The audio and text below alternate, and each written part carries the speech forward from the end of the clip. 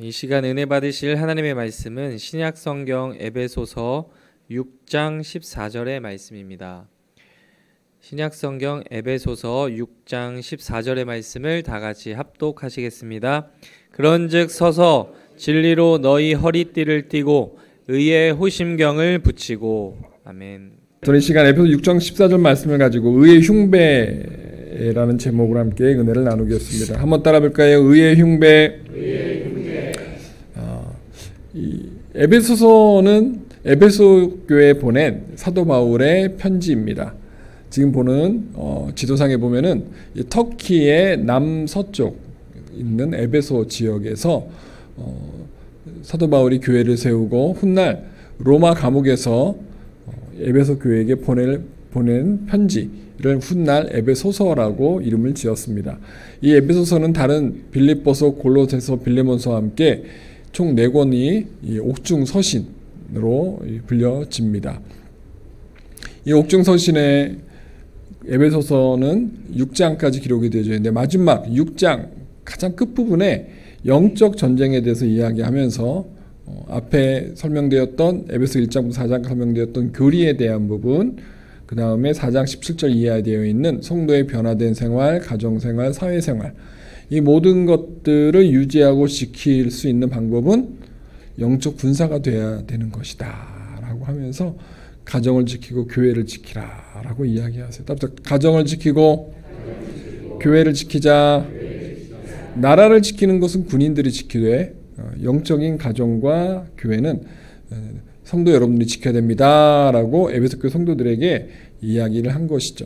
그래서 그리스도인과 마귀는 끊임없이 영적 전쟁을 하고 있다. 그래서 마귀에게 승리해야 된다. 그러기 위해서 영적 갑옷을 입고 무기를 들어야 된다라고 했어요. 우리가 소리 다 꺼주세요. 오늘은 같이 읽어볼게요. 시작. 마귀의 관계를 능히 대적하기 위하여 전신갑주를 입으라. 마귀와 싸워서 대적하여서 승리하려면 무엇을 입어라? 하나님의 전신갑. 전신갑주는 로마 병사가 입었던 갑옷과 무기를 말합니다. 그런데 거기 앞에다가 하나님의라고 붙였어요. 그래서 하나님의 전신갑주. 결국 하나님이 주시는 전신갑주를 입어야 된다는 것이죠. 결국 우리는 마귀로부터, 세상으로부터 우리의 가정과 교회를 지켜야 된다. 결국 하나님의 나라를 지켜야 된다라는 것이죠. 그래서 마귀가 어떠한 존재인지 알아야 된다라고 바울이 이야기합니다. 따라서 살인자, 속이는 자, 이간자, 헐뜯는 자, 비방하는 자, 참소하는 자. 우리 대한민국은 지금 마귀가 가장 지금 아주 격렬하게 반응하고 있는 때 같아요. 그런 것 같아요? 안 그런 것 같아요? 지금 국회나 광화문이나 늘 이렇게 시민단체들이나 많은 정치에 관심 있는 사람들이 피켓을 들고 나와서 무언가 하고 있어요. 시위를 하고 있어요. 뉴스를 보니까 이번엔 20대, 30대 젊은 친구들이 많이 이렇게 그 길거리에 나와서 나라를 위해서 무언가 자신의 소신을 표현하는 그런 것도 우리가 보고 있습니다. 그런데 이런 배후에 누가 있다? 마귀가 있다라는 것이죠. 그래서 영적 전의 대상이 누군지를 바울이 4종류로 나누었어요. 따라서 통치자들, 권세들, 어둠의 세상 주관자들, 하늘에 있는 악의 영들. 우리가 상대하는 대상은 4종류다. 통치자들, 그죠? 대통령, 왕, 권세자들, 왕이나 대통령이나 실질적인 힘을 갖고 있는 총리들, 아니면 그 불악의 무두머리들, 부족의 족장들을 말하는 것이죠. 어둠의 세상 주관자들은 무당들, 점술가들, 마귀의 통로들, 귀신의 역사를 하는 사람들이죠. 마지막 하늘에 있는 악의 영들은 우리가 알고 있는 마귀와 귀신들을 말합니다. 그래서 마귀는 천사장 루시퍼가 타락하여 붙여진 이름이고요. 함께 타락한 천사들 우리는 귀신들이라고 합니다. 그래서 마귀는 단수고요. 귀신들은 복수예요.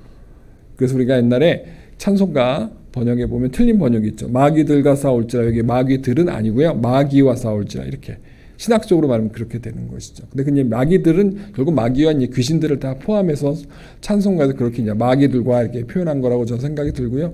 정확히 만약에 마귀를 표현한다면 마귀들은 아니고 마귀, 그 다음에 귀신들 이렇게 표현할 수 있다라는 것. 그래서 6가지의 전신갑주에 대해서 우리가 함께 우리가 암송하고 있다. 일단 구원의 투구, 의의 용배, 진리의 허리띠, 복음의 신발, 믿음의 방패, 마지막에 뭐였죠?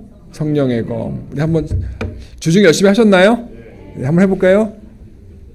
절 따라 먼저 저를 한번 따라서 따라 복창합니다. 구원의 투구, 의의 흉배, 진리의 허리띠, 복음의 신발, 믿음의 방패, 성령의 검, 성령의 검, 구원의 투구, 의의 흉배, 진리의 허리띠, 복음의 신발, 믿음의 방패, 성령의 검. 아직도 방패라 그러시는데 방패가 아니고 뭐라고요? 방패. 믿음의 방패, 성령의 검, 성령의 검. 네, 여러분만 같이 시작. 의의 흉배, 진리의 허리띠, 복음의 신발, 믿음의 방패, 성령의 검. 참 잘했어요. 이거를 또 내일 아침에도 하셔야 되고요. 점심에도 하셔야 되고 저녁 때 하셔야 되고. 저희가 이거 전신갑주를 총 7주 동안 하거든요. 서론 1주 했고 구원에 투구했고 오늘 이제 3번째 시간인데 총 7번 저희가 할 텐데 어떤 거의 2달에 가깝게 하는데 여러분들이 평생 이 마음과 뼈에 사무치는, 그래서 자다 깨도 막 옆에서 깨워도 갑자기 구원의 투구 행배 진리의 복음 성령의 대방 성령의 검 이렇게 딱 나오셔야 되는 거예요. 이게 그 정도로 여러분께서 마음속에 늘 간직하고 또 불현듯 튀어나올 수 있는 그러한 영적 무기가 됐으면 좋겠습니다. 우리가 지난 시간에 구원의 투구에 대해서 배웠어요. 그죠? 구원의 투구는 영적으로 머리에 쓰는 것이지만 머리를 보호하되 결국 우리가 구원에 대한 확신, 믿음을 지켜야 된다. 그래서 마귀가 우리에게 불신앙을 쏴요. 불신앙의 불화살을 쏩니다. 그때 우리가 무엇으로 막아야 되느냐? 구원의 투구로 막아야 된다라는 것이죠. 그래서 내 안에 교회를 다니고 싶지 않다. 뭐 예수님 내가 대충 믿어야 되겠다. 뭐 이제 교회를 내가 왜 다니냐? 이제 예수님을 안 믿어야 되겠다. 뭐 그런 마음을 마귀가 줘요. 그럴 때 우리는 어떻게 되는가? 내가 구원의 투구를 쓰고 있나 안 쓰고 있나를 확인해야 되고 검사해야 되고, 그 다음에 구원의 투구가 지금 삐딱하게 써 있다? 그럼 다 제대로 써야 되는 거예요. 그래서 우리가 마귀에게 정확하게 고백했죠. 나는 예수 그리스도를 믿고 그 십자가 보혈에 의지하여 구원받았다. 확실히 우리가 마귀에게 선포해야 될 줄 믿습니다. 오늘은 2번째 무기는 의의 흉배에 대해서 공부할게요. 다시 의의 흉배. 새 번역 성경에는요 호심경이라고 번역을 했어요. 흉자도 가슴 흉자고요. 호심도 가슴을 보호한다라고 하는 것 같은 뜻인데 좀 호심경이 좀 저는 더 어려운 것 같은데 이 흉배가 저는 익숙하다 보니까 제가 여러분이 흉배로 이렇게 가르쳐 드리고 있는데 앞으로 제가 흉배로 말씀을 드리겠습니다. 가슴흉이죠. 그래서 가슴을 보호하는 보호 장구를 흉배라고 합니다.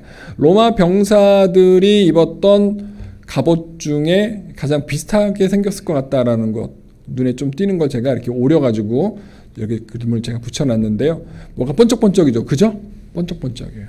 저게 철로 만든 것일 수도 있고 동으로 만든 것일 수도 있고 좀 이렇게 그 시대별로 조금씩 변화가 있긴 있는데요. 굉장히 무거웠다라는 것은 알 수 있습니다. 그래서 의의 흉배에 대해서 그런즉 너희 서서 진리로 너희 허리띠를 띠고 의의 호심경을 붙이고, 그래서 호심경은 심장 쪽에 쇠붙이를 추가로 붙였다. 심장 쪽에 여기에 심장 쪽 왼쪽 그 가슴 위에다가 쇠정을 더 붙였다라는 것인데요. 요즘 군인들도 흉배라고 하는 무언가 입습니다. 무언가 입어요. 일명 방탄복을 입습니다. 저렇게 생겼어요. 앞에 구멍, 저기 주머니가 3개죠. 위에 큰 주머니 하나 있고 밑에 3개가 있죠. 밑에 3개는 그 총을 쏠 때 그 창탄하는 총알을 한 10개나 20개, 30개 집어넣어가지고 창탄집을 이렇게 총알 집을 딱 끼는 것을 여기다 보관했다가 한번 다 쓰면 버리고 그 다음 거 빼가지고 또 끼고 하는 그런 용도의 주머니들. 또 비싸 생겼죠. 밑에 주머니가 3개 있습니다. 그리고 뭐 검은색도 있고요, 뭐 노란색도 있고 얼룩달룩한 개구리 색깔도 있고 시커먼 개구리 색깔도 있고 또 나무 색깔. 그래서 나무의 잎사귀의 모양, 그리고 그 다음에 초록색. 그래서 봄에 입는 게 있고요, 여름에 입는 게 있고 가을에 입는 게 있어요. 가을은 낙엽이 떨어지니까 여름 그림 볼 때 위에서 첫 번째 거나 밑에서 세 번째 거, 네 번째 걸 입어요. 그리고 이 초록색, 봄이나 뭐 여름 이럴 때는 저렇게 위에서 두 번째 거, 녹색깔이 많은 거를 또 입게 됩니다. 그래서 그때 그 나라의 그 지형에 따라서 나무 수풀의 어떤 그러한 형세에 따라서 다양한 그런 방탄복을 착용하게 됩니다. 우리나라인데요, 지뢰를 검사할 때, 지뢰가 있나 없나 지뢰 탐사할 때 입고 있는 방탄복의 모습. 그래서 깨구리복이라고 하는데요, 깨구리 색깔의 그 군복 위에다가 저렇게 노란색 계통, 황색 계통의 그 방탄복을 입은 것을 볼 수 있습니다. 왜 저렇게 입을까요? 지뢰가 어딘가 찾다가 갑자기 지뢰를 건드리면 어떻게 됩니까? 지뢰가 뻥 하고 터질 거 아니에요. 그러면 어딜 보여야 돼요? 머리와 가슴을 보여야 되는 거예요. 전쟁 역사 가운데 팔과 다리를 잃어도요, 생존을 해요. 팔이 끊어지거나 다리가 끊어져도 사람이 살아요. 그런 그 전쟁에 그 참전했다가 이 몸이 포탄이나 파편이나 어떤 그런 총알에 의해서 손상이 되어져서 부분 절단하거나 크게 손목이나 팔목이나 팔 전체를 절단한 그런 그 상위용사들을 많이 볼 수 있습니다. 그런데 가슴을 다치면요, 회복이 안 돼요. 특히 전쟁터에 119가 어떻게 갑니까? 의무병이 어떻게 내과 수술할 수 있겠어요? 살이 찢겨나가면 장기가 바깥으로 나오게 됩니다. 그러면 수습을 해야 되는, 수습할 방법이 없는 거예요. 그래서 전쟁터에서 옛날에 많이 죽었어요. 칼이나 창에 찔려서 많이 죽었어요. 파상풍에 걸려서 죽기도 하고요, 복막염에 걸려 죽기도 하고. 그냥 하여튼 이 심장 쪽부터 이 복부까지가 손상이 되면 거의 죽는다고 봤어요, 옛날에는요. 그래서 요즘에는 영화에도 보시면 알겠지만 그 마약성 진통제를 그 의문병이 가지고 다닙니다. 그리고 긴급 수술 키트를 갖고 다녀요. 꼬맬 수 있는 거, 도려낼 수 있는 거. 그래서 이렇게 생겨갔는데요, 그냥 툭 찍어요. 그냥 이렇게 딱 찍어요. 이렇게 찔러요, 이렇게. 그러면 여기에 이제 마약성 진통제가 주사돼요. 그러면은 내가 총을 맞아도 안 아픈 거예요. 맞아고 지금 피를 흘려도 안 아파요. 아주 강력한 마약 성분의 진통제이기 때문에. 그러면 그때 의무병이 꼬맨다거나 긴급 시술을 합니다. 크게 손상된 분은 크게 손상되면 어떻게 합니까? 후송을 보낼 때 후송에서 가다가 많이 돌아가시죠.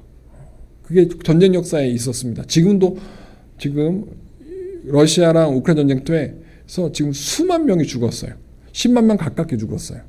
너무 안타깝죠. 왜 죽었을까요? 지뢰를 밟았거나 뭐 탱크가 쏜, 아니면은 뭐 이렇게 여러 장갑차가 쏜 그 포탄에 의해서 몸이 손상이 되는 거예요. 그래서 군인들이 꼭 입는 게 뭐냐? 흉배예요, 흉배. 방탄복. 왜? 심장이 안 다치고 장기만 안 다치면요, 목숨은 건질 수 있는 거예요. 그래서 앞부분, 등 부분, 앞뒤로 해서 방탄 효과가 있는 옷을 입게 됩니다. 그러면 살 수는 있거든요. 그래서 그림을 보면 저렇게 지뢰를 검사할 때 저런 걸 입어야 되는 거예요. 그러면 지뢰를 밟고 발목을 다치고 뭐 팔을 다쳐도 심장은 안 다치니까 생존을 할 수 있는 것이죠. 그래서 군인들뿐만이 아니고 경찰들도 저렇게 속에다가 경호원들이 입는 방탄복들을 착용을 합니다. 얇은데 효과가 되게 큰 거예요. 칼로 찔러도요, 칼이 안 들어와요. 칼이 못 들어요. 그리고 총알을 맞아도 총알이 못 들어요. 그래서 이 청와대에서 근무하는 대통령 하는 경호원들 있죠. 몸이 되게 좋아 보이잖아요. 원래 운동을 해서 유단자들이니까 몸이 좋은 것도 있는데 그 안에 저 옷이 있기 때문에 더 몸이 더 커 보이는 거죠. 꼭 방탄복을 입게 됩니다. 저거는 조선군이 입었던 진명효 당시 있었던 방탄복이에요. 무언가 좀 어설픈 것 같은데 되게 두껍죠, 그죠? 칼에 찔리거나 화살이 날아와서 내 몸을 손상할 때 깊이가 더 깊이 들어오지 못하도록, 화살촉이나 칼이 내 몸에 더 상해를 입히지 못하도록 최대한 무언가 저항할 수 있는 것들을 입습니다. 그래서 장군들은요, 이 철 같은 거나 놋들이 달려있는 그런 비늘, 그 물고기 비늘 같은 게 있는 그런 것들을 입어요. 근데 그거는 장교들이나 입지, 밑에 이 포졸 같은 밑에 쫄병들은 못 입어요. 그거 너무 비싸서. 그런 군수품이 다 조달이 안 돼요. 그럼 어디냐, 저 그림이 나와 있는 솜옷 같은 두꺼운 걸 입습니다. 그래서 우리나라 옛날 조선시대에도 뭐 그 이전 시대든 그 이후 시대든 저는 이 방탄복 같은 옷을 입었다라는 거 볼 수 있어요. 그 다음 그림 보면요, 중세시대 때 입었던 갑옷이에요. 무언가 지금 뭐가 막 많이 박혀 있죠, 그죠? 가죽으로 일단은 틀을 짭니다. 가죽 옷을 가죽 조끼에다가 거기다가 쇠붙이를 목 같은 거를 쭉 이렇게 박아 놓은 거예요. 그래서 1차적으로 저 동그란 쇠붙이들이 일단 막아줍니다. 1차적으로. 두 번째로 두꺼운 가죽이 막아주는 거예요. 그러면 저 옷을 입으면 아무래도 심장 쪽이나 장기 쪽, 복부 쪽이 보호가 되는 것이죠. 그래서 전쟁터에서 기본적으로 군인들이 입었던 옷들이 저런 방탄복이었다라는 것이죠. 이거는 방탄복 내피 소재를 표현한 뉴스를 제가 이제 신문에서 제가 스크랩한 건데요. 방탄복 안에 들어가는 옷감이에요. 옷감. 섬유질인데요. 저게 되게 촘촘한, 총알이 날아가면요 뱅뱅 돕니다. 돌아서 들어갈 때 구멍은요 손톱, 그러니까 총알 두께밖에 안 돼요. 이 손 두께밖에 안 돼요. 근데 만약에 팔을 관통하면요 이 반대쪽은 구멍이 더 커요. 다리를 관통할 때도요 앞부분은 구멍은 조그만데 뒤쪽 구멍이, 총알이 나가는 반대쪽은 커요. 총알이 돌아서 그래요. 그래서 그 총알의 그 회전을 저해하기 위한, 그거를 감쇄하기 위한 섬유질 옷을 입습니다. 그럼 제가 딱 들어가면요 말려요. 그 안에서 말려가지고 더 못 들어가는 거예요. 돌다가 그 안에서 실이 막 걔를 같이 물고 막 돌아요, 같이. 그래가지고 안 뚫리게 하거나 뚫려도 회전을 줄여가지고 실질적으로 피부에 닿았을 때 미약한 충격이나 어떤 이 살이나 뼈에 충격을 줄 수 있도록 그렇게 하는 그런 소재가 되어 있습니다. 그리고 저게 소재 점점 얇아지고 있어요. 아까 조선시대 그 두꺼운 그런 옷이 아니라 좀 얇은 옷. 그래서 저런 소재들이 있고요. 실제로 방탄복을 테스트한 적이 있습니다. 2016년도에 감사원에서 군 납품 그 방탄복이 약간 이게 하자가 있다. 그래서 이런 뭐 이 군 용품 비리가 있다 해가지고 감사원, 저기 목에 지금 감사원 써 있죠. 그리고 실제 그 방탄복 안에 있었던 쇠붙이가 있거든요. 그게 얼만큼 효과가 있나 없나를 테스트한 거예요. 저기 손가락 가리킨 데가 이제 총을 쏴서 총알이 부딪힌 부분, 그 부분을 이제 얼만큼 총알을 잘 막아낼 수 있는가 그걸 테스트한. 그러니까 이 방탄복 안에요, 저 안에 저런 쇠 조각이, 넓은 쇠 조각이 들어가 있는 거예요. 그리고 그 바깥에는 또 섬유질의 방탄, 섬유 첨들이 이렇게 겹겹이 쌓여 있는 거고. 그래서 옛날에는 쇠붙이나 놋이나 또 구리 같은 것들을 앞에를 이렇게 감싸고 했었는데, 이제는 강한 쇠붙이로, 저런 얇은 쇠, 티타늄 합금 같은 그런 것들을 방탄복의 소재로 넣습니다. 그래서 요즘에는요 칼로 찔리면요 절대 배가 안 다쳐요. 심장도 안 다치고, 총알로 쏴도, 웬만한 총으로 쏴도 안 다쳐요. 대신에 멍은 든다 그러더라고요. 한번 총알이 날라오면 팍 맞으면 사람이 쓰러져요. 총알이 날라오는 속도에 의해서 맞으면 충격해서 쓰러지거든요. 그럼 이제 갈비뼈가 부러지거나 여기 크게 멍이 들어요. 방탄복 벗기면은. 그러니까 그런 충격은 있지만 대신에 생명은 보존할 수 있다. 옛날에 2000년 전에 사도 바울이 로마 병사를 보니까 갑옷이 너무 멋있는 거예요. 너무 멋있는 거예요. 그러면서 뭐라고 했는가? 우리도 저런 갑옷을 입어야 되는데 그 갑옷은 어떤 갑옷이냐? 어떤 흉배냐? 의의 흉배다. 그러면 화면을 보시면요. 흉배의 역할을 일단 제가 다시 정리해드리면 심장을 보호하고 연약한 복부를 보호합니다. 심장을 보호하고 복부를 장기를 보호해요. 그 다음에 등도 보호하는 역할을 하고 있고요.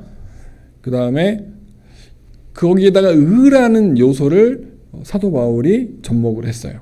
의는 뭐냐? 답답. 죄 없음의 상태. 의로운 하나님 거죠. 예, 의로운 하나님. 결국 죄 없으신 하나님, 거룩한 하나님 얘기예요. 고린도서 5장 20절 읽어볼게요. 시작.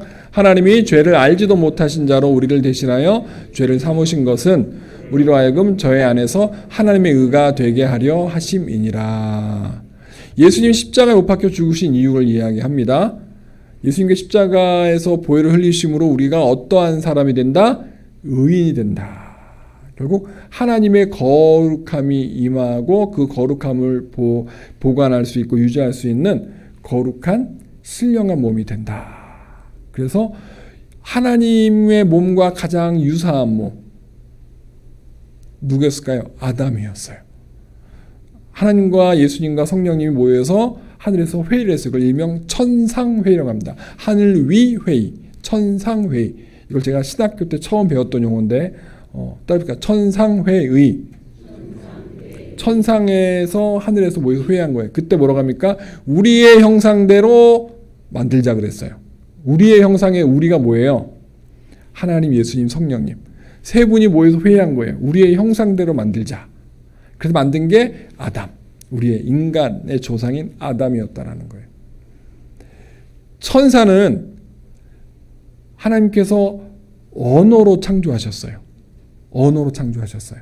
그런데 아담은 언어가 아니라 흙으로 빚고 그 코에다가 생기, 루아흐라고 하는 성령을 불어넣으신 거예요. 그러니까 흙을 만들어 놓고 성령님이 그 안에 들어가셨다고 생각하시면 돼요. 근데 그 성령은 들어갈 수도 있고 나올 수도 있는 분이에요. 그래서 성령이 들어가서 생명이 되어있느라 살아있는 인간이 되었다라고 이야기합니다. 근데 아담과 하와가 죄를 짓고 쫓겨났을 때 지금 정령 죽으리라 했잖아요. 그죠? 왜 죽었을까요? 선악과의 열매를 따먹은 죄로 또 생명나무의 열매를 먹지 못하게 된 거예요. 불로장생할 수 있는 열매를 못 먹게 된 거예요. 그래서 쫓겨난 거예요. 그래서 하나님께서 천군 천사들 중에 그 화영검을 든 천사로 하여금 아담과 들어오지 못하게 지켰던 것이죠. 그 이후로 아담과 하와는 제사를 통해서 하나님을 만나게 되고 그 제사를 받으시면 하나님께서 임재하셨어요. 불로 내려오시거나 음성으로 나타나셨다는 거죠. 여러분들 5일 전에 주일날 저와 함께 예배드렸던 분들이 들었던 이야기예요. 꼭 처음 듣는 것처럼 갑자기 이렇게 그러시는데 제가 5일 전에 다 설명했던 거예요. 그래서 우리 인간이 하나님을 만날 수 있는 것은 하나님의 영이 우리 안에 한번 들어왔다 나갔기 때문에 그래요. 그래서 우리 안에 육이 있고요, 혼이 있고 영이 있을 수 있어요. 근데 그 영은 지금 교회에 안 나오는 사람들은 그 영의 기능이 다 죽어 있어요. 죽어 있어요. 언제 그 영의 기능이 활성화되느냐? 죽기 직전에 활성화됩니다. 몸에서 이제 유체 이탈이라고 하는 몸에서 영이 나와야 되니까 그때 이제 영이 쉽게 말하면 분리 작업을 합니다. 그래서 죽었다가 살아나신 분들, 뭐 1분을 죽었든 10분을 죽었든 1시간 만에 죽었든 하루 만에 죽었든 살아난 분들의 그 기록들을 보면 자기의 몸이 갑자기 붕 뜨는 걸 느꼈고 어느 순간 자기가 누워있는 것을 그 병원 천장에서 내려다보는 그러한 것을 자기가 경험했다라고 합니다. 유체 이탈이에요. 근데 그 영이 천국을 가든 지옥을 가든 가야 되는데 안 가고 다시 들어온 거예요. 그래서 그분들이 1시간 만에 어떤 사람은 이틀 만에 살아난 사람도 있다고 그러더라고요. 근데 실질적으로 그것이 성경에도 있어요. 나사로가 며칠 만에 부활했죠? 3일 만에 부활한 거예요. 몸이 썩어져서 지금 이제 냄새가 나는데도 나사로야 나와라. 그러니까 어떡합니까? 나사로가 붕대를 감고, 그쵸? 철을 감고 강시처럼 뛰어나갔다라는 거예요. 있을 수 없는 일이잖아요. 그죠? 그러니까 몸 속에 영혼이 다시 들어가면 다시 사는 거예요. 그죠? 사는 거예요. 그래서 저와 여러분들이 하나님의 영을 인정하고 환영하고 모셔드리면 하나님의 영이 들어오는 거예요. 성령이. 그럼 우리는 어떻게 됩니까? 영의 기능이 활성화되는 거예요. 초신자는 영의 기능이 아주 조금만 활성이 돼요. 그러면서 예배를 드리면서 한 달, 6개월, 1년 지나면서 예배를 계속 드림으로써 하나님의 영을 느끼는 그 센서가 점점 발달이 돼요. 아, 하나님의 영이 지금 나한테 오시는구나. 느껴요. 내가 지금 하나님의 임재를 체험했구나라는 것을 느끼게 된다라는 거예요. 그리고 5년, 10년, 20년, 30년 진행하다 보면은요, 그 영이 나를 떠난지 안 떠난지도 알아요. 알아요? 몰라요? 내가 성령 충만한지 안 한지 알아요? 몰라요? 안 되니까요. 이건 뭐 초등학교에서 국민학교에서 배운 것도 아니고 대학교에서 배운 것도 아니야. 이건 체험으로만 알 수 있는 거예요. 그죠? 그 우리나라에서 그런 영적 체험을 처음 한 사람, 기독교가 들어오기 전에 처음 했던 사람은 무당들입니다. 무당들은 신내림구슬합니다. 그죠? 내림구슬해요. 자기가 모실 귀신이 와가지고 야, 너 내림구태 계속 환상을 보게 하고 환청을 듣게 합니다. 귀신의 음성을 듣고 귀신도 막 보게 해요. 그러니까 너무 시달리니까 나중에 내림구슬 하는 거예요. 그러면 그 자기가 섬길 귀신이 이제 늘 자기와 대화를 하는 것이죠. 그래서 이 동양의 여러 나라 중에 이 대한민국이 가장 무속이 강한 나라 중에 한 나라입니다. 그리고 대한민국이 그런 우리 조상들이 어떤 영과 신접하는 그런 것에 이미 훈련된 민족이기 때문에 기독교가 한국에 들어왔을 때 가장 빠른 시간 하나님 임재를 체험하고 부흥할 수 있었던 배경이 되었던 거예요. 그걸 기독교 토착화라고 하는데, 기독교가 대한민국에 토착화할 때 그런 그 무속신앙과 불교와 유교의 것들이 이렇게 합성화돼 가지고 이제 한국형 기독교가 탄생을 합니다. 그래서 옛날에 무당들이나 아니면 여러 가지 어떤 신접했던 어떤 그러한 상황들이 우리 전설 속에도 있고 우리 조상들이 체험했기 때문에 이 대한민국은 그렇게 하나님의 영이 임하는 것도 빨리 캐치할 수 있는, 분별할 수 있는 그런 DNA를 가지고 태어났다는 것이죠. 그리고 대한민국이 세계에서 가장 짧은 시간 가장 크게 성장을 했고 그 다음에 가장 많은 영적 체험을 한 나라가 되었다는 것이죠. 그 중심에 우리 여의도 순복음교회가 있었고 조영기 목사님의 영적 사역이 있었어요. 우리가 다 그걸 봤잖아요. 이번에 이영호 목사님이 인도 가서도 수십 명이, 그죠? 나 다리가 나왔어요. 눈이 보여요. 거기 갔던 또 우리 시험선교협회 회장님이 또 안과 병원 원장님 아닙니까? 앞에서 이거 보이냐고 안 보이냐고 체크까지 다 하셨어요. 멀쩡해진 거예요. 눈이. 안 보이던 눈이 보이는 거죠. 하나님의 영이 임하면 그런 놀라운 기적이라 할 줄 믿습니다. 그래서 우리가 하나님의 영이 오면 그거를 경험할 수 있고, 하나님의 영이 오면 우리가 뭘 가장 먼저 느끼느냐? 따라합시다. 경외함. 경외함이 무엇입니까? 존경할 경, 두려워할 외. 이렇게 돼요. 하나님을 존경하고 하나님을 두려워하는 마음이에요. 그래서 왕이신 하나님을 내가 이제 모시는 거구나. 그걸 느끼는 거예요. 꼭 옛날에 무당이 자기 귀신을 섬기듯이 우리가 가장 큰 신인 하나님을 섬기는 그러한 하나님의 자녀가 되는 것이죠. 믿으십니까? 그래서 우리가 하나님 만날 때 두려워하는 거예요. 본능적으로 우리가 피조물이기 때문에 창조주인 하나님을 만나게 되면 첫 번째로 우리의 영적인 감각이 깨어날 때 두려움이 생겨요. 영적인 두려움. 내가 하나님을 잘 믿어야 되겠구나. 하나님을 잘 섬겨야 되겠구나. 그 다음에 내가 나쁜 짓을 하면 안 되겠구나. 이것이 본능적으로 이렇게 다가온다라는 거예요. 느껴지고요. 여러분들이 무언가 나쁜 말을 하고 나쁜 행동을 하고 나면 어떻습니까? 뒷목이 막 당겨요. 그죠? 아, 이거 내가 왜 이런 말을 했지? 내가 왜 이런 행동을 했지? 빨리 후회가 생기고 회개하는 마음이 생겨요. 왜 그렇습니까? 우리가 하나님의 자녀가 되면서 우리가 의롭다 인정을 받았기 때문에 그래요. 거룩한 몸이 되었는데 죄가 다시 들어오니까 부작용이 일어나는 거예요. 나랑 안 맞는 약을 먹으면요 두드러기가 납니다. 그죠?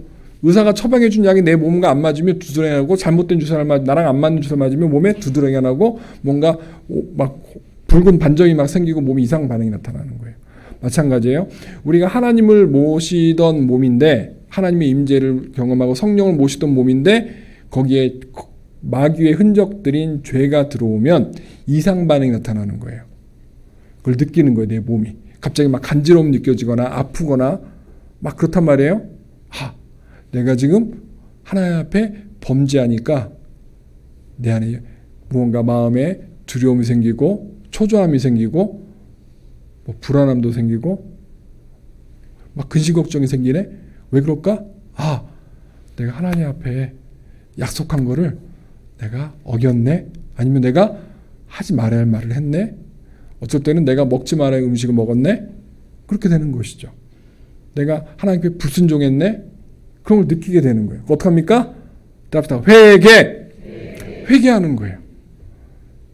회개하면 통해서 어떡합니까? 사단이 우리 몸속에 마음속에 영을 더럽히게 했던 것들을 씻어내는 거죠. 꼭 세탁기에다가 넣어가지고 막 돌려요. 근데 그것만 물로만 빠는 게 깨끗해집니까? 뭔가 세탁 세제를 넣어야 이게 깨끗해집니까? 세탁 세제를 집어넣는 거예요. 영적으로 하면 주의 보혈이 우리한테 다시 한번 부어져야 되고 그러면 훨씬 우리가 빨리 거룩을 회복할 수 있다라는 거예요. 그래서 우리 심장이 다치면 심장이 멈춰요. 그럼 어떻게 됩니까? 죽어요. 그죠? 주님의 보혈이 우리 안에 심장을 뛰게 해주는 거예요. 영적인 심장을 뛰게 해주는 거예요. 우리의 몸에는 우리 혈액형 A형, B형, 뭐 AB형, O형이 뛰지만 몸에 돌지만 영적으로는 예수님의 보혈이 우리의 영적인 심장을 뛰게끔 한다라는 거예요. 근데 죄가 들어오면 어떡합니까? 심장이 점점 망가지겠죠. 그죠? 네. 왜? 하나님은요, 거룩한 분이기 때문에 죄와 함께 할 수 없어요. 우리가 죄를 생각하고 죄를 행동으로 옮기고 그러면요, 하나님의 영이 떠나는 거예요. 우리를 떠나는 거예요. 아담과 하와를 떠났던 하나님이 우리에게서 떠나는 거예요. 그럼 우리는 에덴 동산 바깥으로 쫓겨나서 하나님 없이 살아가는 존재가 되는 것이죠. 그래서 주님을 우리가 영적으로 수혈을 하는 거예요. 십자가를 다시 내가 입술로 고백하고 구주 대신 예수님을 내 입술로 시인하고 고백함으로 내 영이 이제 회복이 되는 거예요. 다시 그러면 심장이 뛰는 거예요. 이제 한번 보여드릴게요. 보이세요? 뛰는 거예요. 이 심장이 뛰는 거예요. 이게 심장이 이렇게 뛰는 거예요. 근데 바울이 보니까 영적으로 심장을 다치고 장기를 다치면 죽더라 이거예요. 심장이 멈추면 죽고 장기가 손상되어져서 베어지고 찔려서 피가 나오고 더러운 어떤 창끝이나 화살촉에 있는 그 독성분이 들어가면 파상풍이 일어나고 죽게 된다는 걸 아는 거예요. 그래서 어떡합니까? 영적으로 우리의 심장과 배를 보호해야 된다. 그래서 가장 우리가 죽지 않으려면, 영이 죽지 않으려면 우리의 심장을 보호해야 되는데 그 심장을 보호하는 그 갑옷은 무엇이냐? 의의 흉배다. 거룩의 흉배다라는 거예요.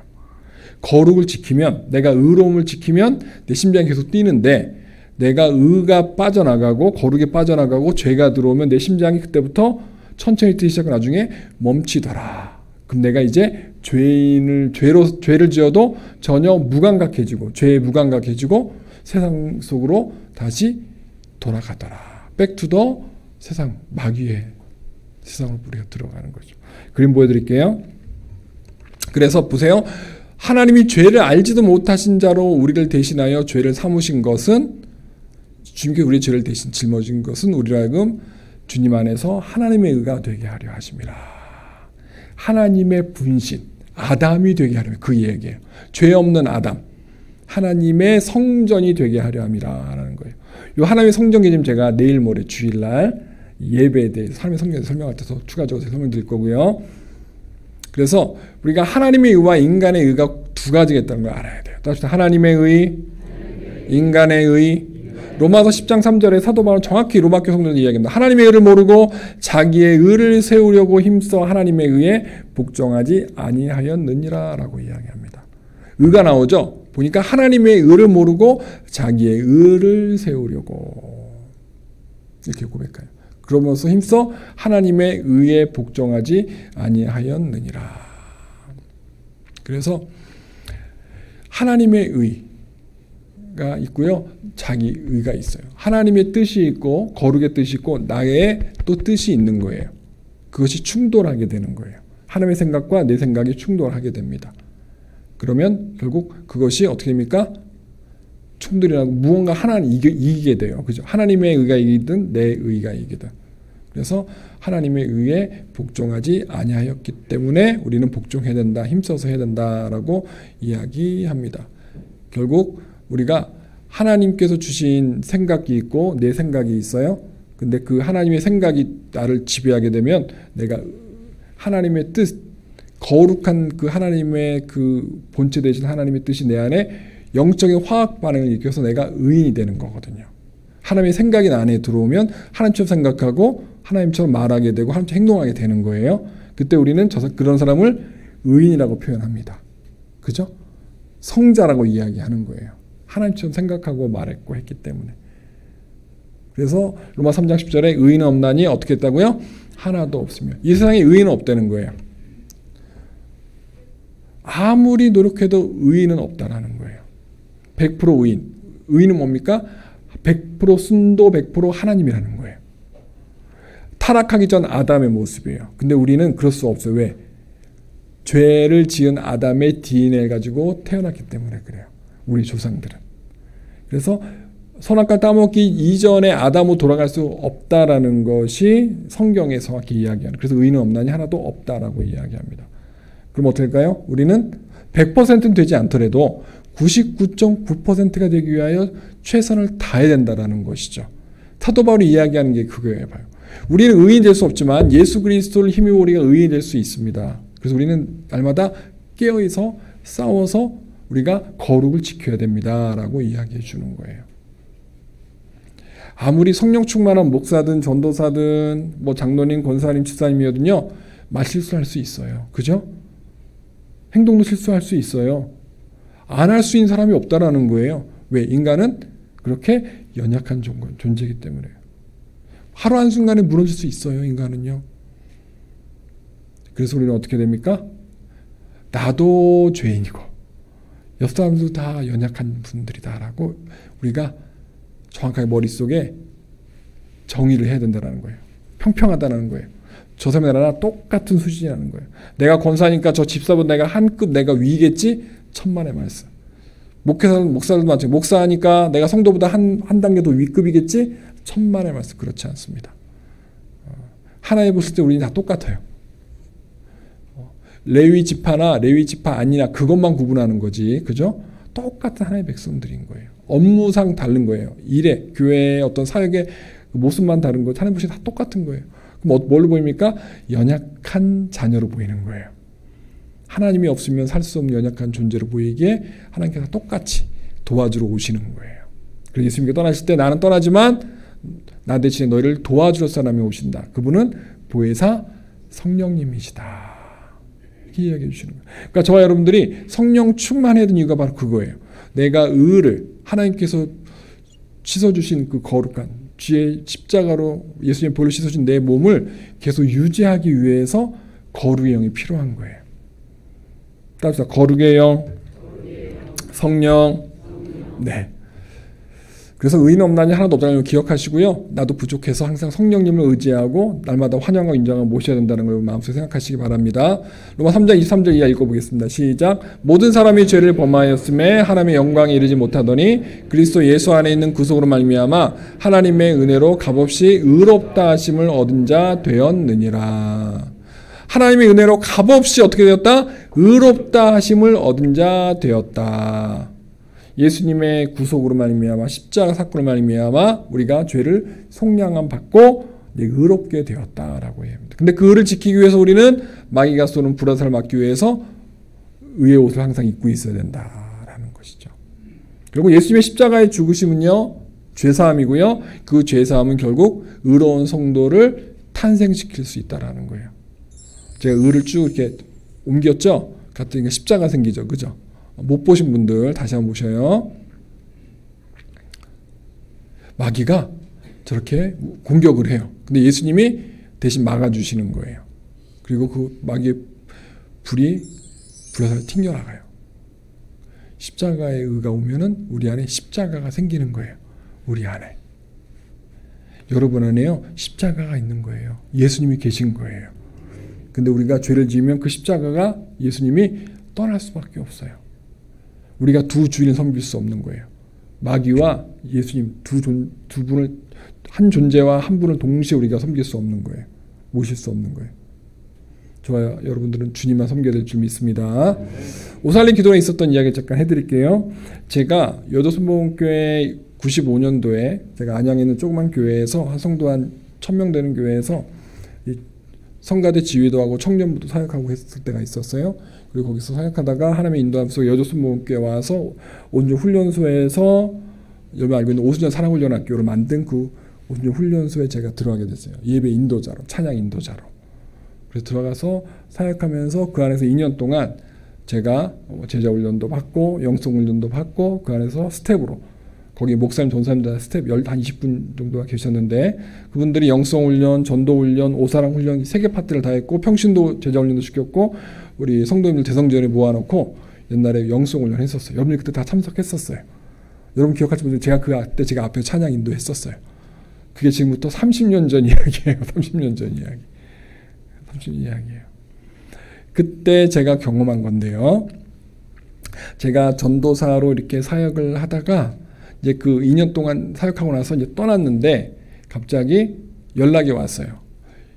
신년 1월 1일부터 1월 3일까지 오살림 기도원에서 영성훈련이 있는데 여도순복음교회 일부 성가대, 배단위 성가대거든요.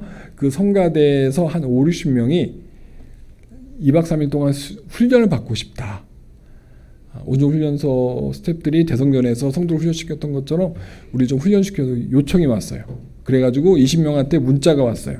다 흩어져 있어요. 부서가 다 달라요. 근데 신년에 오살림 기도원에 와서 그 배단 성가대 대원들을 그 위해서 봉사할 사람 모집을 했어요. 찬양인도자 저랑 다른 선배 목사님이 계셨는데 그분이 못한다고 하니까 제가 어쩔 수 없이 해야 되는 상황이 되었고 그 다음에 거기에 이제 목사님들, 전사님들에서 한 7, 8분이 한 팀을 이루었어요.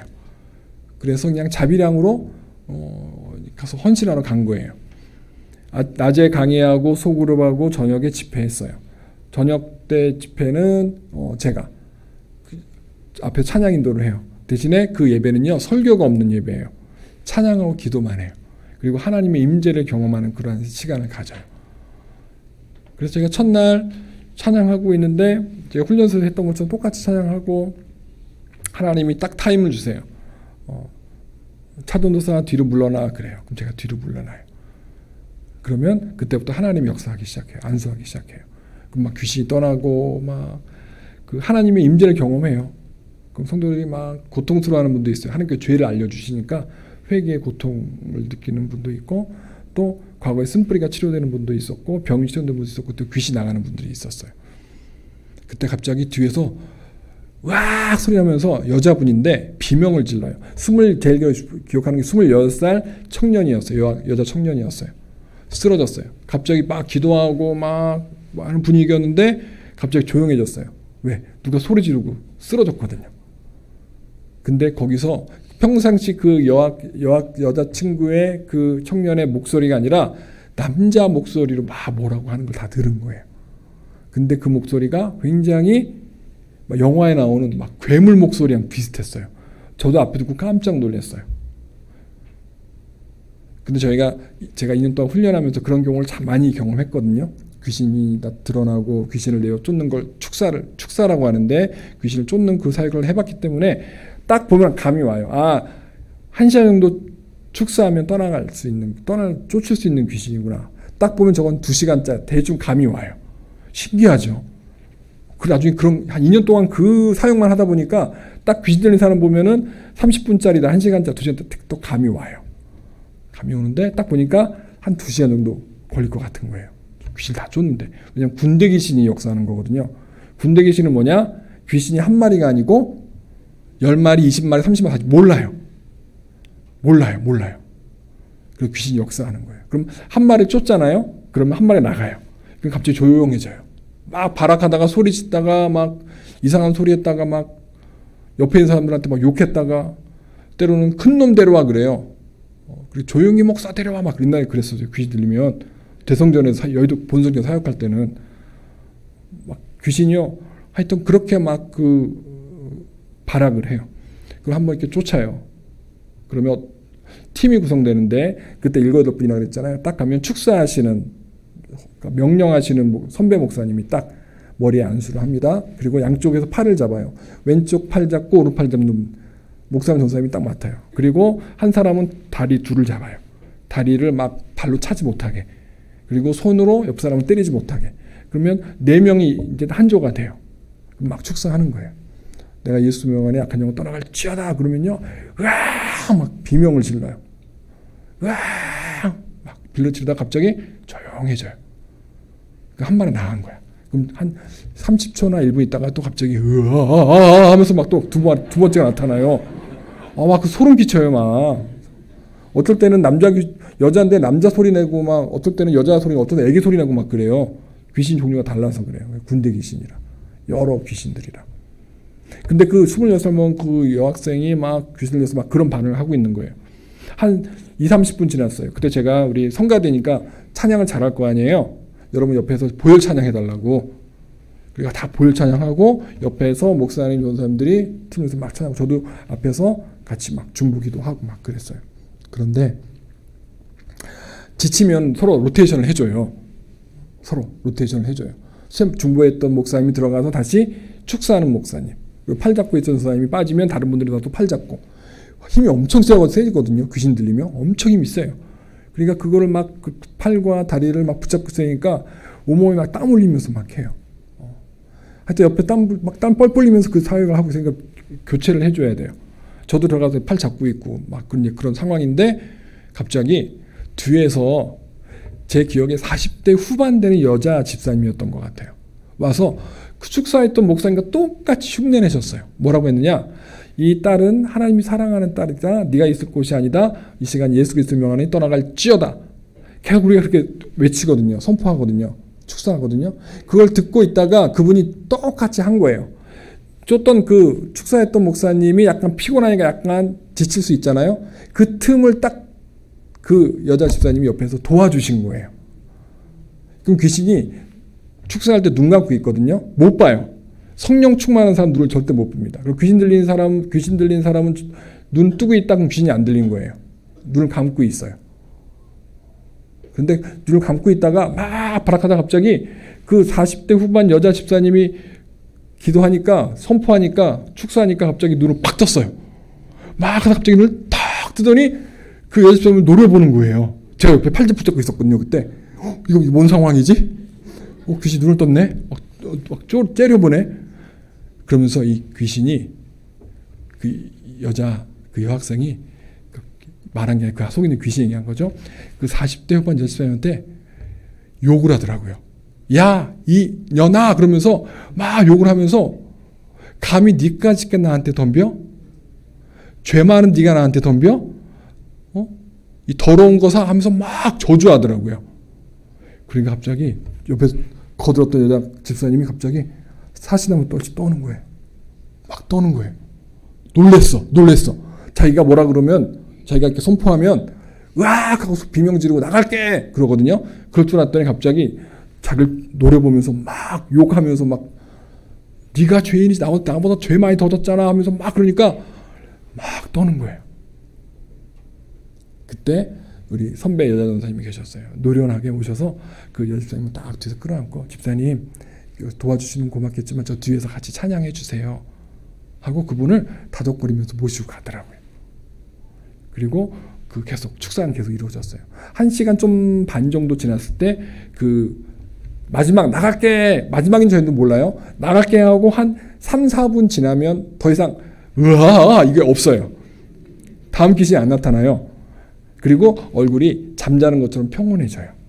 귀신이 다 나가면 아기가 자듯이 자요. 그건 70 먹은 할머니나 할아버지나 집사님이든 장로님이든 뭐 성도님이든 귀신 나가면 평온해 아기처럼 얼굴이 바뀌어요. 그래서 떠났구나. 그래서 제가 앞에서 마이크를 잡고 지금 회복 단계 여러분께서 절대 아는 체 하지 말라고. 왜냐하면 귀신 들린 사람이 자기가 귀신력이 자기 안에 들어왔던 걸 다 기억을 해요. 그 자기 안에서 두 가지가 싸워요. 귀신과 자기가 싸워요. 그거를. 그리고 자기가 지금 축소당하고 있는 걸 알아요. 그 자기 안에 귀신이 지금 한 마리씩 나가는 걸 다 알아요. 그럼 일단은 깨어나잖아요. 그럼 창피해요. 그러니까 그분이 자고 있거든요. 지금 제가 멘트를 해주는 거예요. 이분이 깨어나면 되게 창피하고 마음이 무거울 수 있습니다. 여러분 절대 아는 체 하지 말라고. 격려한다고 옆에 가서 절대 거들지 말라고. 우리 상처가 되니까 여러분 그냥 모른 체 해달라고. 그런 그 대처법을 알려드려요. 축사 후에 그 목격하신 분들은 대처법을 알려드려요. 알려드리고 나서 그 자매한테 가서 이제 귓속말로 그래요. 이제 몸 안에 귀신이 다 나갔죠? 그러면 네 그래 이렇게 해요. 그럼 제가 일으켜 드릴 테니까 같이 자리에 앉을게요. 누워있던 몸 일으켜줘요. 그렇게 이제 표현을 해요. 그 앞에 계신 목사님 전사님들이. 여자 성도님이면 여자 전사님이 가서 이렇게 해드려요. 안아서 이렇게.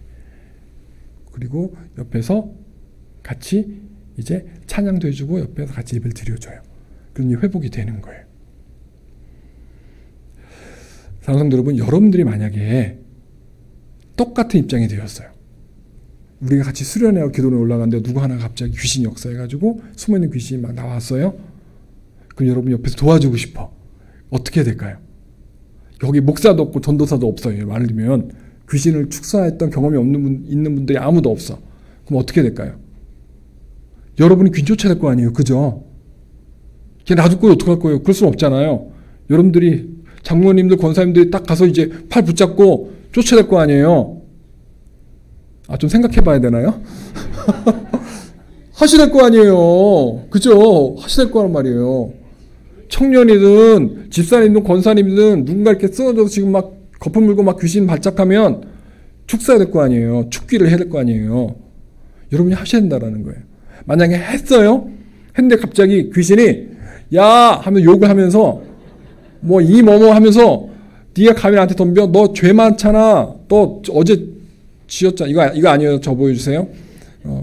막 저주해요. 저주한단 말이에요. 그럼 여러분 어떻게 대처해야 되는지 아세요? 제가 오늘 그 팁을 알려드릴게요. 아까 그 40대 후반 사시나무 떨어졌던 그분이요. 나중에 보니까 신학교 4학년 학생이었어요. 순봉우 신학원 신학교 4학년 학생이었어요. 4년 동안 신학하면서 배웠던 지역장님 출신이었어요. 자기가 신학교에서도 배웠고 이제 그 후배가 불쌍하니까 도와주고 싶었던 거예요. 근데 그분이 한 가지 미처 알지 못했던 게 있어요. 귀신은 마귀는 속이는 자예요. 아까 제가 그 이름을 알려줬죠. 그 중에 하나 속이는 자예요. 거짓말장이란 말이에요. 내가 죄를 지었든 안 지었든 마귀는 나를 향해서 거짓말할 수 있는 존재라는 거예요. 그래서 그것이 맞을 수 있고 틀릴 수도 있어요. 그럼 우리는 그때 그 집사님이 어떻게 대처했어야 되느냐? 여러분이 앞으로 그런 상황을 어떻게 대처해야 되느냐? 이렇게 고백하면 돼요. 맞아, 나는 죄인이야. 그런데 나는 예수 그리스도로 말미암아 죄 사함을 받았어. 내가 믿는 그 예수 그리스도 명함이 물러갈 지어다. 그렇게 선포하셔야 되는 거예요. 그럼 귀신이 안 해? 하고 꼬리를 내리는 거예요. 근데 막 귀신이 겁박했다고 옆에서 막 떨잖아요. 속으로 그렇구나, 넌 하수구나. 나보다 하수구나. 귀신이 더 계속 약 올리고 조롱한다라는 거예요. 근데 우리가 귀신보다는 약합니다. 우리가 예를 들어서 하나님은 숫자는 7이에요. 마귀의 숫자는 성경에 666 나오면 6이에요. 우리 숫자 뭔지 아세요? 3이에요. 3과 6이 싸우면 누가 이겨요? 6이 이깁니다. 근데 3이 6을 이길 수 있는 방법은 뭡니까? 3 더하기 7을 해야 되거든요. 나 혼자는 마귀를 못 이겨요. 귀신을 못 이겨요. 그래서 나랑 하나님이랑 하나가 돼야 돼요. 일명 성령 충만. 성령의 임재가 충만해져야 돼요. 그러면 내가 10이 돼가지고 내 안에 계신 하나님을 믿고 예수님의 능력을 믿고 예수님 이름을 믿고 그 예수님 이름으로 선포하는 거예요. 그러면 나는 힘이 없는데 마귀가 내 안에 있는 주님, 하나님, 성령님을 보는 거예요. 성령을 모시고 있네? 그래서 귀신이 꼬리 내리고 도망가는 거예요. 절대 마귀에게 속지 말자. 제가 봤을 때 그 40대 후반 그분이 지금 30년 지났으니까 이제 70대 후반 되셨겠구나. 목회하셨겠죠. 그죠? 아마 비슷한 상황을 경험했을 거예요. 그럼 그분은 절대 마귀한테 안 졌을 거예요. 왜? 한 번 졌던 경험이 있으니까 그날 이후로 영성을 더 개발하고 마귀에 속지 않는 그런 것들을 또 노하우를 알고 마귀에게 대처했을 거예요. 여러분 제가 팁을 드립니다. 앞으로 여러분의 가정에 또 여러분의 생업에 여러분의 자손 가운데 어떤 문제가 생길 수 있어요. 그러면 예수님 이름으로 물리쳐야 되는 거예요. 물리쳐야 되는 거예요. 마귀가 그때 두려움을 줄 수 있어요. 두려움을 줄 수 있어요. 이렇게 아니면 불신앙을 줄 수 있어요. 이렇게 기도해도 안 되겠구나. 응답이 없겠구나. 뭐 귀신이 안 쫓구나. 그런 의심이 생길 수 있어요. 그것도 귀신이 주는 마음이에요. 그때 더 강하게 더 크게 예수님의 이름을 선포하고 그 이름으로 꾸짖는다라는 거예요. 말풍선 보여주세요. 이런 평상시에 만약에 여러분들 이렇게 이야기해주세요. 너 진짜 그리스도인 맞아? 근데 그렇게 나쁜 죄를 많이 져? 마귀가 우리한테 이렇게 얘기할 수 있어요. 그럼 뭐라고 합니까? 야 마귀야! 그래 내 말대로 너의 말대로 나는 죄인이다. 그러나 주님의 보혈로 나는 깨끗하게 되었어. 이제 나는 죄인이 아니야. 의인이야. 이렇게 고백해야 되는 거예요. 그리고 나를 속이고 죄악의 늪으로 빠뜨려거나 사단아 주님의 명하노니 물러갈지어다. 주님의 이름을 명하노니 예수의 명하노니 물러갈지어다. 앞에 내용 다 기억 안 나. 뭐 의인이고 뭐 죄만 기억 안 나. 그냥 마지막 두 줄만이라도 해야 돼. 예수님의 명하노니 물러갈지어다. 마귀가 조금 더 두려움을 줄 수 있어요. 두려움이 생길 수 있어요. 그래도 계속 저 이름을 외치면 돼요. 예수님의 이름을 외치면 되는 거예요. 그러면 예수님의 이름을 우리가 선포할 때 하나님의 기름 부음이 임하기 시작합니다. 그러면은 그 이름으로 역사가 일어나요. 성전 미문 안진뱅이가 일어나 걸었어요. 그때 베드로가 뭐라고 고백했나요? 난 너한테 줄 수 있는 게 금과 은이 아니다. 내가 너한테 줄 수 있는 건 예수님의 이름으로 걸으라는 얘기다. 그 말밖에 할 수 없어. 그러니까 예수님 이름으로 걸어라! 얘기했던 거예요. 예수님의 이름으로 하면 되는 거예요. 마귀가 제일 싫어하는 게 예수님의 이름이거든요. 고라사의 광인이 무덤 속에서 그죠? 귀신 들린 사람이 있다가 예수님이 지나가니까 왜 예수님이 이 동네 와가지고 저를 괴롭힙니까? 제발 떠나소서. 마귀가 그래서 예수님이 꾸짖으니까 어떡합니까? 그 군대 귀신이 옆에 있는 돼지떼한테 들어갔잖아요. 그죠? 처음 듣는 얘기고 다 아는 얘기잖아요. 그게 군대 귀신이거든요. 마귀는 알아요. 누가 예수님 충만한지 아닌지 다 안다라는 거예요. 마귀가 자꾸 찔러봐요. 그리고 발 걸어 넘어뜨려봐요. 하나님 앞에 불신앙을 간다 안 간다 자꾸 시험들 안 들어 자꾸 건드려 본다라는 거예요. 절대 속지 마시기 바랍니다.